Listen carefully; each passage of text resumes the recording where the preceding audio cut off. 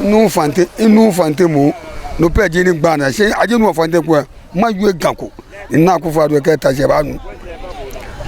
nana nya ne la ga shi ni na fe ni aka pinwo ade gba aka pinwo denche analu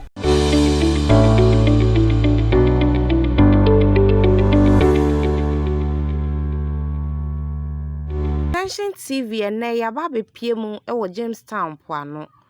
ye be pie mu ho ana ni nyina ene se ye ni mu nsem se omampani na na adodan kwa Akufo-Addo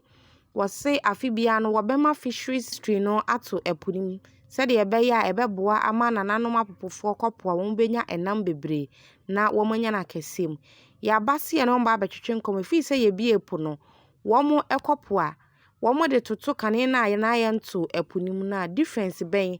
ene wom enam no munya bi na wo munya bi mpo a esoso ana na sein ena nkomotwetwe ni bi ekoso shibi antone ishon lo eno na nujiro di ka meba ni amenyo nuem ona season no ishon lo eno na nuka meba ona ekwa nuko banye ekama abani amenye ni sagashi aya wo na na lo shi na lock ishon le won ni agbele ele won one na difference ona difference eno na ga show one na loe ntaga shi afine one na loe ni akai bayo mo ka ni bi fe one na ma be ma loko jin ko meni one na etomo last year ka ni bi one na ka ni bi fe shi this year no wa family one na ife fine aga show ya mo fe mo na mi shaga o nekalo enu ona no to be na me ke light wole di titri ni gba inshona light wole ameji me na me gba inshona ke light wo ame ya da ke seye lo baba e aga shi lo amejo onwe na me ba keke wo bi ke kande ete as shini anga inshone wona kankan mai ona wona lo different le la gboji en ka mete un ama me na lo o wona gana nga e different wa no fi fi afina ayi afini fi afina ayi ajagalo fe na tawo fe ana o wonda nyumoshi papa noko ya no ni na fe mo lo ame fe ame omu na lo na lo bibi lo na ba gbe fe omu ene na ajagba akapin wuleme wo won pa fa next time ne keni ne ka ba fe kaji February mi na fi shabna ba konshona noko ya no ba konshona so ko ba ko nu fante mo no pe je ni gba na se aje nu fante ko ma yu ganko ina Akufo-Addo ke ta se ba nu nana nya ne la ga shi ni na fe ni aka pinwo ade gba aka pinwo denche analu inshona lenti abana ba ko mwene ko na ba na lu fi aba ka gbelo je lo na gbe ka gbelo na awo sekenyin shikaba jetu atole jetu enu no to analu fi no fun bayi onu wa kwena atake ngbe ji shanye odi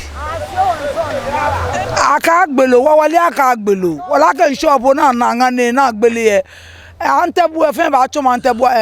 abi chuma antebu agbo shina je na ba na mo wana no ko na yomo shiji ana fanta wele ka meje shon na me ba me na man fi ra me ge ba wo na ka gbole je rojole si e kele bi wo bata se na du bola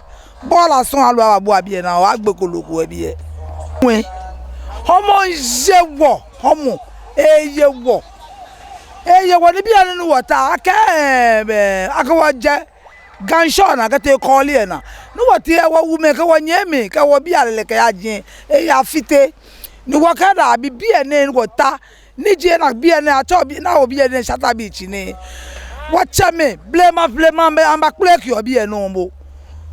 e wa nu wodu mo no nu wo ka ba bi e nu wo ba nsho ka kun e ya shi gbogbo e shaka yo wa nyumo e na ne shi afa e wo e ani bi e ne le ka shi anu wo bi e ne no bla nu kwa ka cho le koto jata le yeshio we antole na ni se re gba na foto ri ba champion mi te ni te yo mo jami na ba ngan shode no ba ahia e ke wa ke e na ni wa ya na epo wa gbo e wo sumo ko na mla lu e ba bi koto sale awo aga echeji lord come ship yo le de fio de fio atole koto fe rasta ye shata beach wo na ba bi le sale awo nanom ene ye maame mu a wo mu edi enam ho dwuma anase nam ho dwa e wo Jamestown poano ebi ne ye no mu ebe kasa ye no high attention TV bomoden se obe like e wo Facebook oba YouTube nso na wa subscribe e de amaye se de bia no ye twa eye videos fofora wo benya bi ahwe na nso ahu oman mu ensem bi a eto dwa me di oba panya kwa bro no ma